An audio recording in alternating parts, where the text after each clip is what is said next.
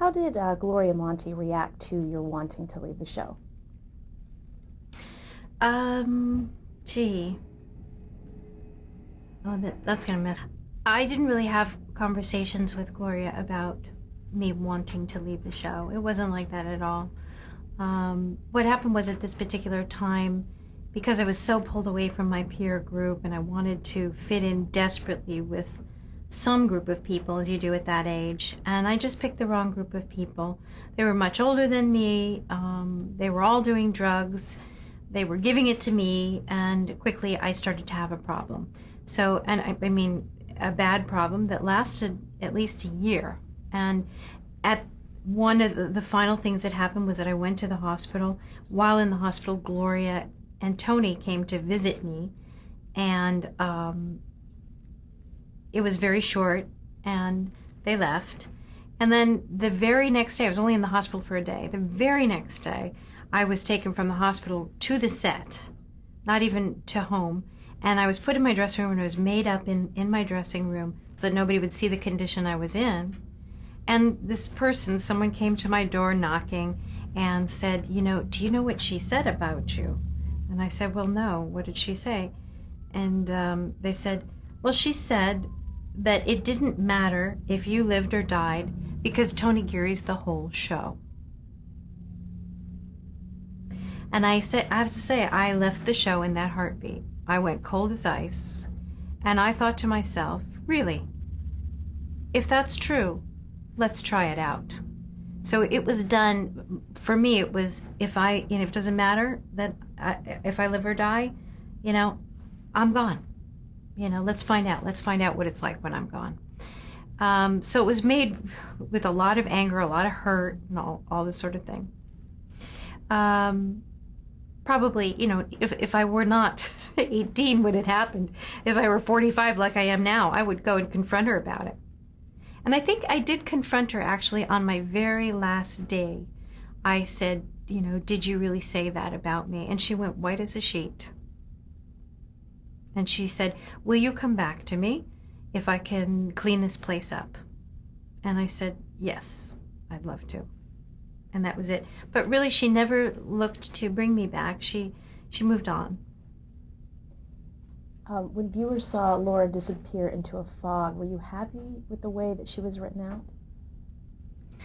It was very mysterious, and I thought I was happy with it because I think it left every door open. Anything could happen after that. So I was pleased because I didn't feel it, they didn't kill her.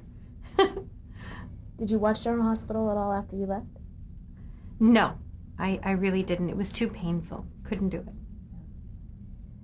Let's just take a minute to talk about the craft of acting for television. Mm-hmm. From where do you draw inspiration for your characters? From inside myself, usually.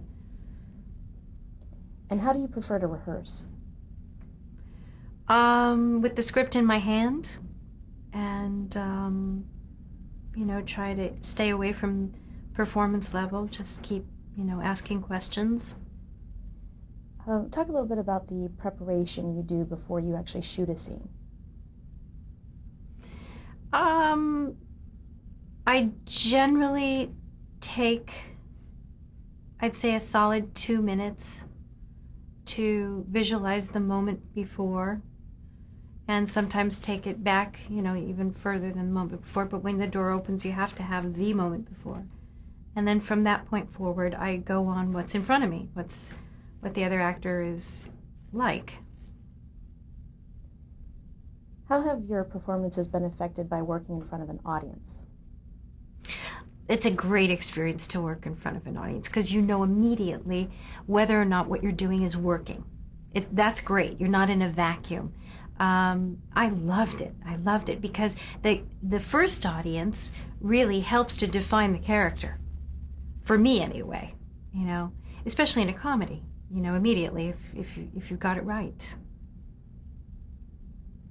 What was the most important advice anyone ever gave you about acting for television? Gosh, I really wasn't given much advice. I started so young. How important is it for an actor to have an agent? Well, you certainly need an agent to get a job. You can't do it without. And now let's talk a little bit about the 80s, 83 to 87, around there. Okay. What Now were I'm getting a your little career- cold, guys. Is there any way we could turn it off now? Just for a sec? Are you guys, like, boiling? You're okay? Sorry. Okay. What were your career plans after you left General Hospital? After I left General Hospital, I guess what I really had hoped would happen for me was to end up being in the movies. I wanted to do feature films. And, you know, but the next step obviously was to work my way into nighttime television.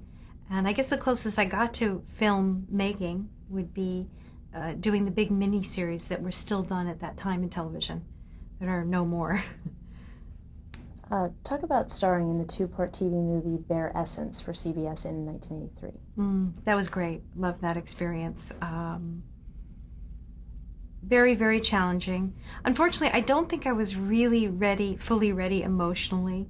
I think what needed to happen to me after I left the show was I was put right onto a development deal with the CBS network because I was, I had such a high TVQ. But I think really what needed to happen to me at that time was for someone to put Genie first, instead of, not Genie's career, not the image, not any of that, but just to put me first and to get me well and to get me therapy and all of this sort of thing. That unfortunately didn't happen. There's still the responsibility to carry on my image and my career because, it would be such a terrible thing to lose, Backwards way to go about it, in my opinion. I think the career is sort of always there for you, and you can come back and get it whenever you want if you're ready inside yourself. Can you talk a little bit about the premise of that show, Bare Essence, that you did? The premise? Oh gosh, I can't remember. It was about perfume. Oh, I can't remember. Like, give me help here. You know something. I can't remember. It's again a story of a young woman who has an estranged relationship with her mother. So the mother thing comes in again, which I think gave me that, that hook into that character. And the father dies. And she's out to prove herself in a rough world. What was the character you played? Tiger. There were quite a few primetime soap stars on that show. Donna Mills, Linda Evans, and Lee Grant was also on that show. What was it like to work with those three women?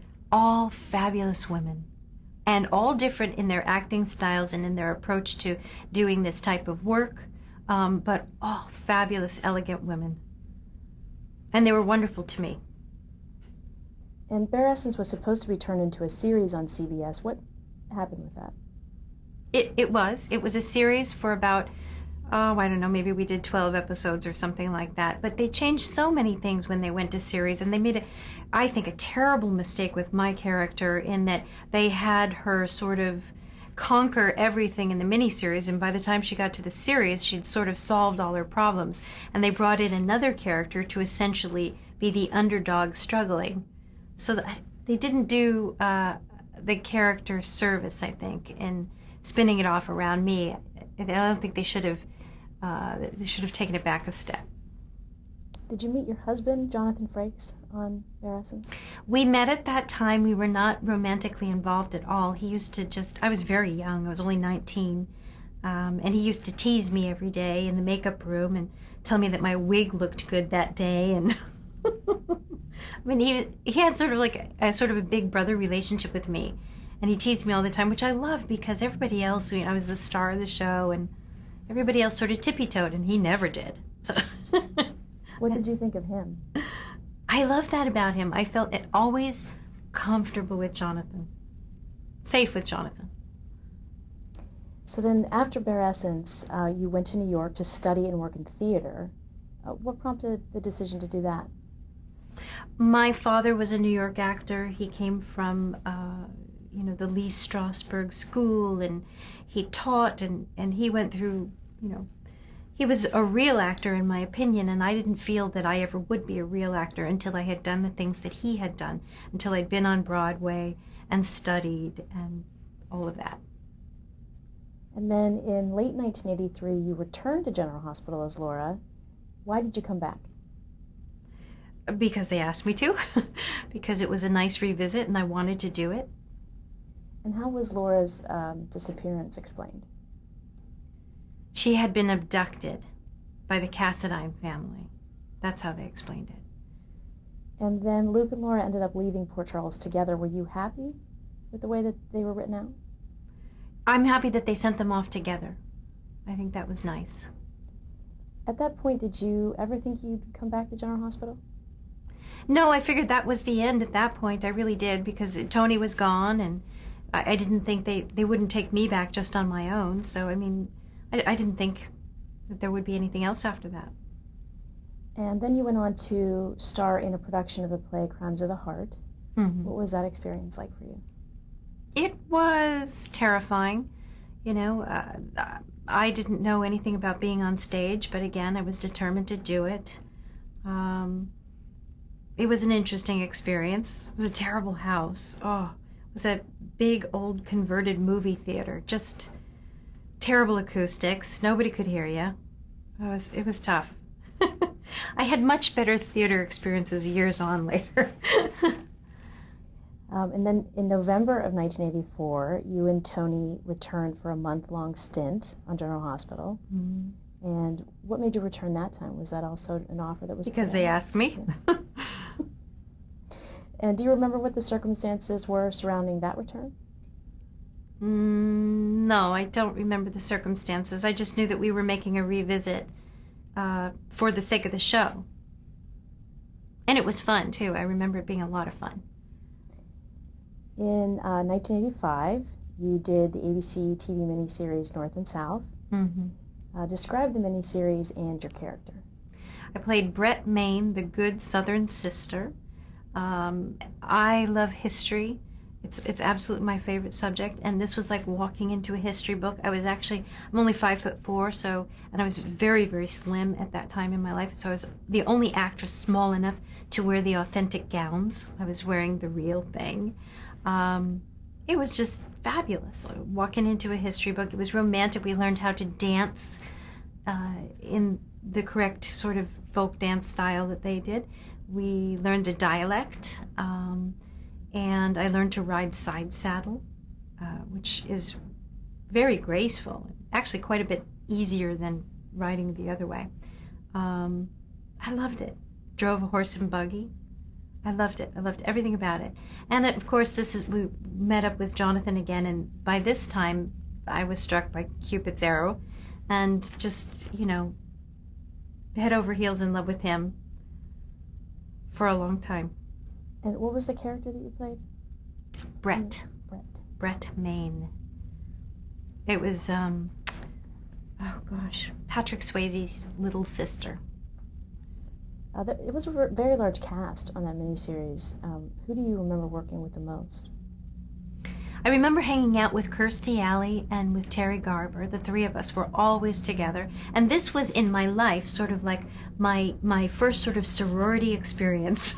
We were all living in this little funky hotel, and there was this top floor where everybody got together at the end of the day. And I think that's as close as I ever got to sort of having a college experience, or that type of a deal. It was a lot of fun. Kirstie Alley, very funny woman, used to say to me, she used to get us all dressed up. She had all these clothes and had trunks of them sent, and she wanted us all to dress up like her, and we did, and she would do things. She always wanted me to do my hair, and she was moussing my hair all the time, and I'd say, well, yeah, I think that's too much. She said, girlfriend, you can't get enough mousse in your hair, and she's teasing my hair. It was fun. I had a great time. And Jonathan sort of was the escort to the three of us. He took all of us everywhere. And I just never thought that he was going to like me, because I was very quiet, very shy, very much the sort of the dorky one. And the other two women were much more clever and, I don't know, in my mind, more flamboyant than me. And, and then he ended up falling in love with me and apparently talking to Kirsty about it for a long time. And I talked to Kirsty about it for a long time. And eventually she couldn't take it anymore. And she told him. And I was furious with her. So, so silly. You also appeared in the 2 sequels for North and South Book 2 and 3. How did those experiences compare to this wonderful experience you had on the first one? They don't really. We had this wonderful producer, Chuck McLean, who we both adored working for, and he just made you feel so good when you worked. You felt special. He really respected actors. He was another great producer to work for. So once it wasn't his project anymore, it was just so different. They don't even compare. You talked about leaving General Hospital and going into Bare Essence and not really taking the time for Genie. Did you get to take that time at that point? When? After Bare Essence and North and South. Were you able to do that? There were moments, but again, those moments were always filled with how do I get back to work? How do I make myself a better actress? There was never any real true downtime. I once tried to write a life story, and I realized, when I read it back, that I don't have a life story. I have a resume. And then my life just sort of goes around it. So 1987, you went back to soaps, to daytime soaps, and joined the cast of Days of Our Lives. How were you approached? I was approached by a lady named Shelley Curtis who used to be on General Hospital, and I felt very close to her. So I liked the idea of going back to work with her, and I don't know, at this point in my life, I was newly sober and had my feet firmly planted on the ground, and I just wanted to rebuild.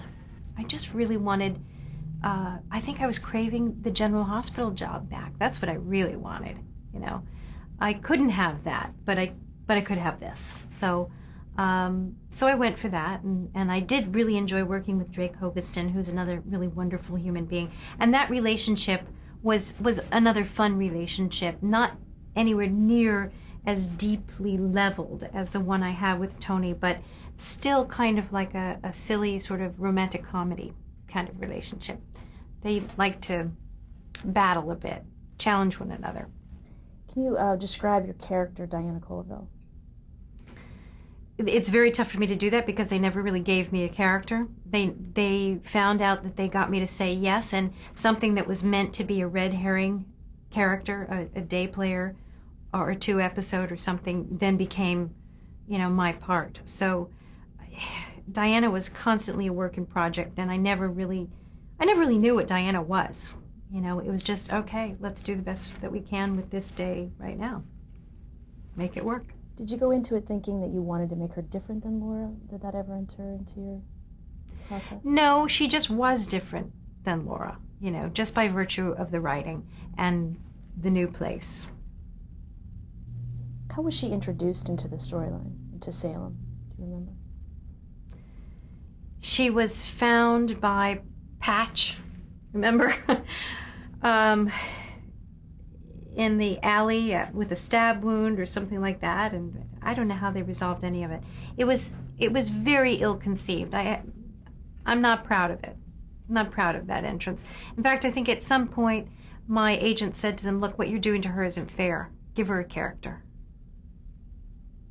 But Roman and Diana did become a hit with the fans. They yeah, really liked but them. I didn't start out with him. I started out with Michael Weiss. That's really who they ended up putting me with right away. And that wasn't a good coupling. And when they found that out, that show operates differently. They were looking right away for chemistry between an actor and an actress, not character, not overall story, none of that. They were just looking for chemistry. That chemistry wasn't there. They felt it would be there with Drake, and it was, and then the character goes from there. There was no character. What was it like, though, to be well received by a new group of fans as a new couple? That was great. It was really nice. It wasn't such a quick acceptance, though, because a lady who plays Marlena, Deidre Hall, had left the show And some of her fans, who are very loyal, were angry with me that I had taken Deidre's part or taken Deidre's man or, something. And it was, so it wasn't exactly, I don't remember that so pleasantly. A little bit similar to Luke and Laura, Roman and Diana had some adventures. I think it was Greece and Peru. How did that compare to Adventures with Luke and Laura on General Hospital, production-wise? Production-wise, it was a fiasco. It was an absolute fiasco. And I don't know why they think they can do these things or why they continue to do them. But I do remember at one point having a whole crew, a busload of us, arrive at a destination where we were meant to sleep on yachts. That was meant to be actors' housing. And there were no yachts. There was a fishing boat.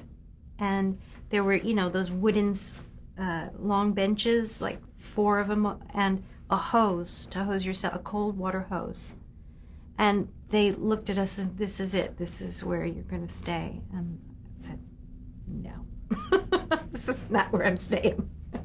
Then they said, well, there aren't any hotels anywhere in this village. And I said, I'll be back. And I went off on foot and found a little room to rent. And there were more than, there was 2 or 3 of them.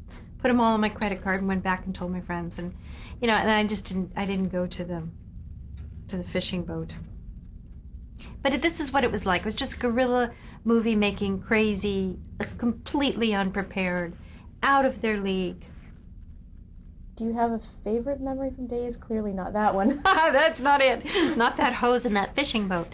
Favorite memory from Days? I do. I really loved working with Arlene Sorkin, who became a writer. She's a very funny woman.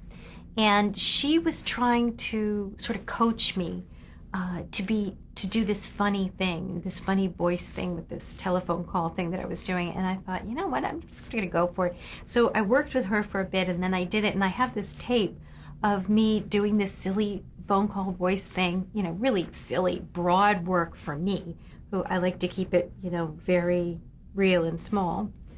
And she's in the background, totally out of character, totally out of the moment. She's just sitting there quelling, if you know what that word means. So proud that she got me to be so silly.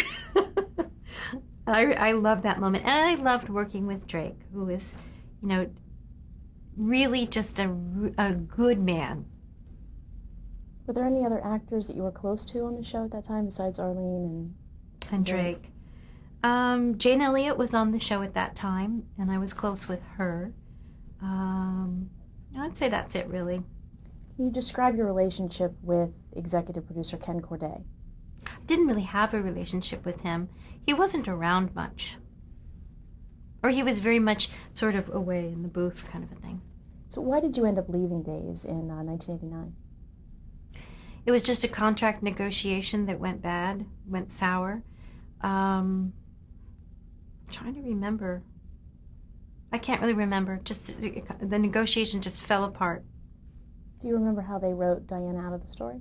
Yes, I do. She went into the bathroom, dyed her hair brown, slicked it back, and twisted her mustache and left.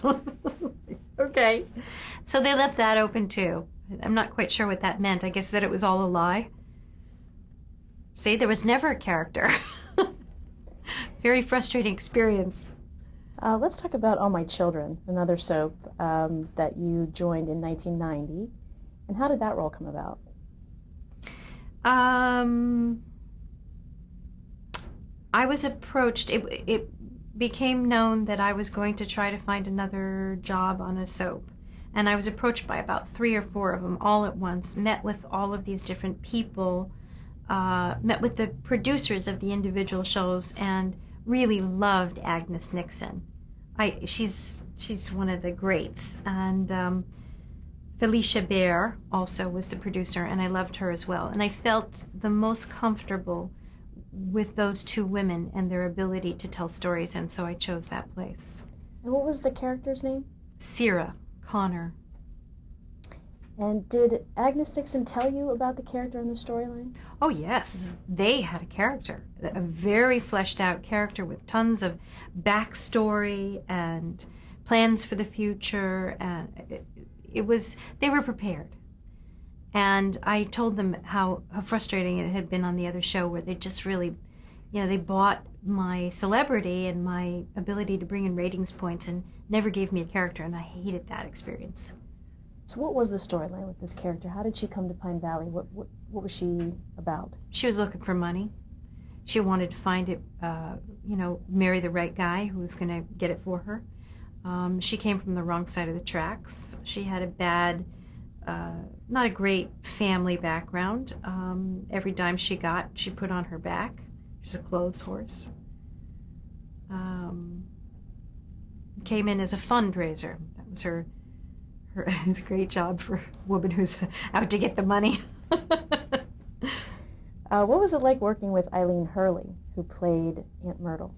Well, again, this is another grande dame that I, had a lot of respect for and, just basically tried not to upset her too much.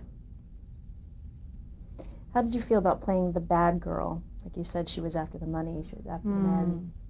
I think it was really tough for me. And I think instinctively I went to, well, what made her bad? And I started, inventing that part of her, which actually ended up making her, then it took us to this sort of incest story. And that's where, so then she went from, we found the victim in her, really, ultimately. It came back to that. And was that easy to relate to, going back to the Laura character?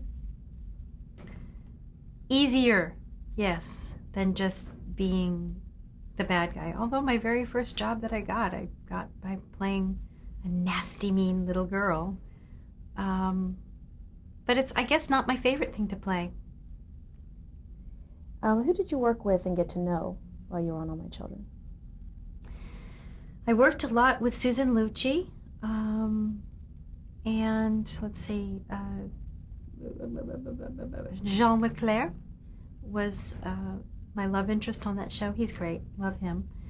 And I can't remember the guy who played his son. I'm sorry, I can't remember. But Bethel Leslie played my mother. She's terrific. And Stephen Joyce played, is that right?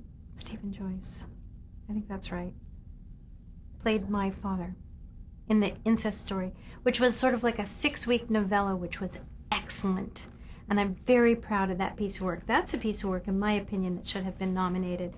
At least the show should have been nominated for a well-produced little story.